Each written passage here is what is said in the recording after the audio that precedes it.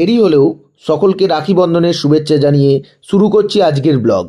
প্রতিবারের মতো এবারেও সকালবেলা দিদি স্নান সেরে ঠাকুরকে রাখি পরিয়ে আমাকে রাখি পরালো, আর খেতে দিল লুচি, তরকারি, মিষ্টি। যদিও আমি অত মিষ্টি খেতে পারিনি। তারপরেই আসে আমার ছোড়দি আমাকে রাখি পরাতে। ছোড়দিও আমাকে রাখি পরানোর পর মিষ্টি খেতে দিল। এরপর ভাগ্নি রাখি পরালো তার দাদাকে। এবার দিদার নাতনিকে রাখি পরানোর পালা। মা পরিয়ে দিল তার নাতনিকে রাখি।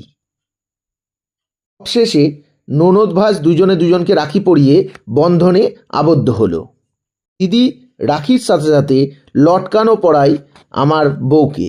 এইভাবে সেলিব্রেশনের মাধ্যমে আমরা রাখির দিনটি উদযাপন করলাম। আশা করছি আপনারাও রাখি বন্ধনের মাধ্যমে বন্ধনে আবদ্ধ হয়েছেন।